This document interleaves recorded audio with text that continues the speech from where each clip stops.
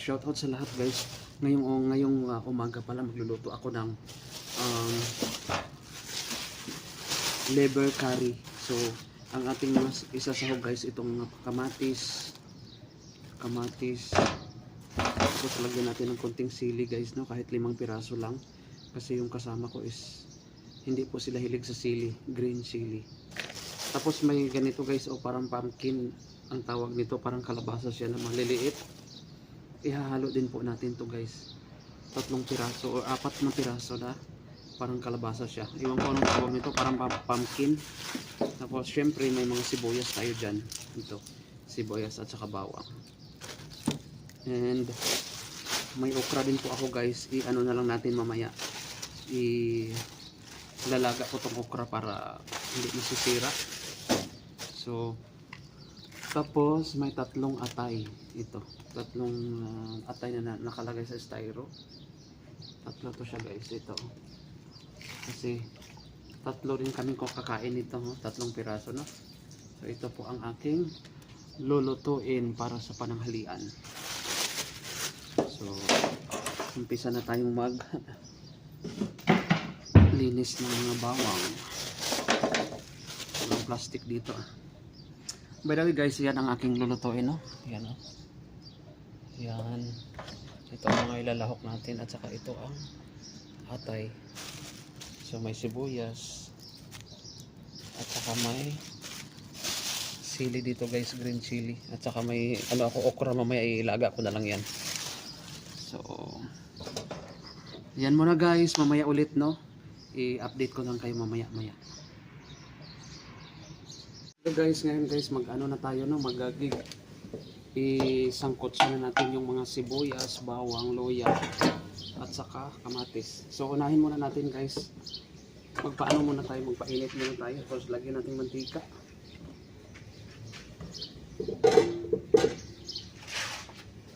Ito na yung aking lulutuing chicken liver curry. So lagyan na natin guys ng mantika. Lagyan natin ng mantika, malangga,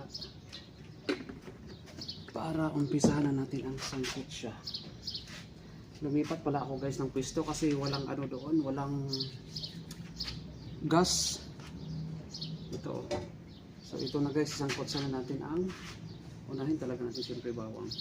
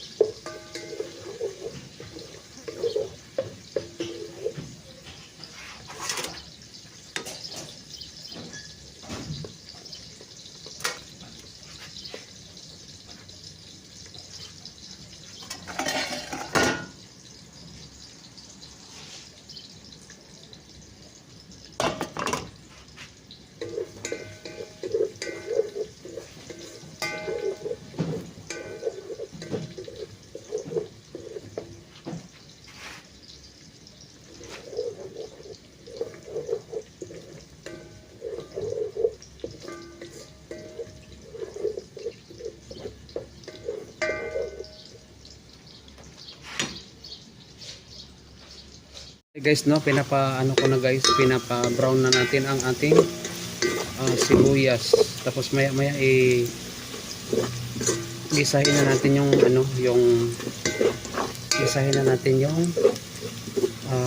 atay. So kunin muna natin yung atay. Kasi brown na guys, no. Dito na po ang atay, mga langga. Yan, no. So ilagay na natin ang atay.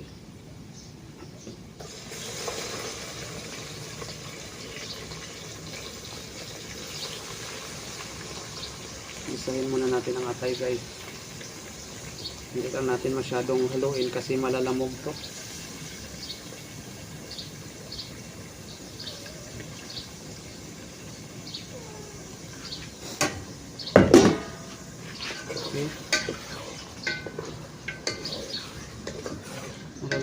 siya guys. So, lagyan natin ng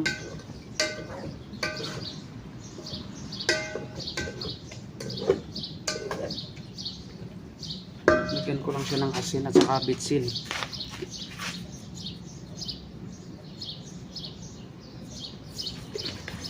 Lagyan natin ng asin para medyo magkalasa na.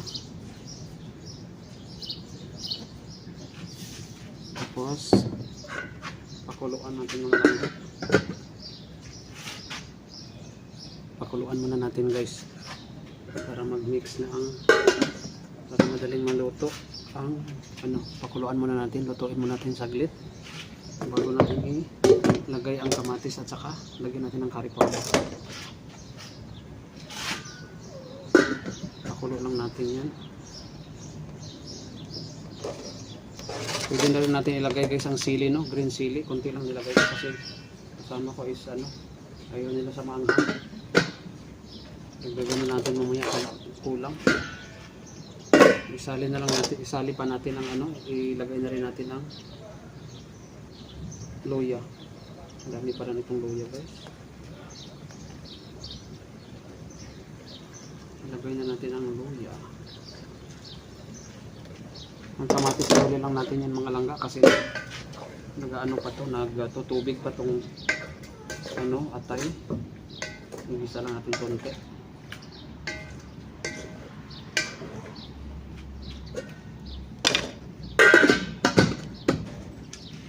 Pakuluan na natin konti, no, ang atay. Tapos mamaya ihalo na natin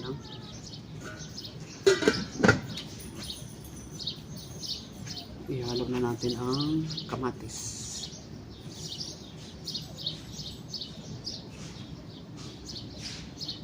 Guys, ito na guys ang ating niluto guys. Ipapaano lang natin to, ipaiga. Hindi pa kasi na luto ang kamatis, no. Yan, ipadurog natin masyadong kamatis para maglasa siya. At saka medyo ipaiga natin guys para masarap ang lasa. Tikman na natin. Sarap. Medyo kulang ang asin pero mamaya timplahan natin ulit. Tapos may gulay ako dito guys na yung sabi ko sa inyo kanina na parang kalabasa. Ito, ihalo natin mamaya. Madali lang naman maluto to. Ayan. Ihalo natin mamaya pagka iga-iga na ng sabaw.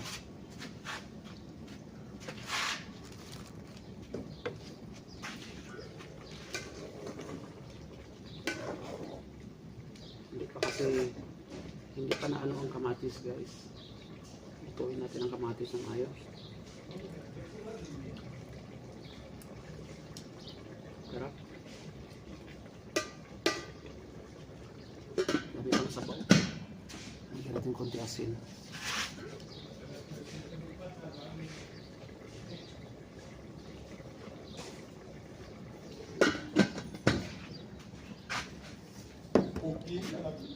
Ay, wag lang, si Ale. Good morning. Good morning. Naugas hinamati. Oh, On the other side. no problem. Maybe hinagaspi. Alam? Alin Janjal start? Pakistan? India? Mungkin mapi. Inshallah mapi. Bali muskila na parat. Inshallah mapi di Janjal. Bali muskila. Ako muskila na parat badin na gulam.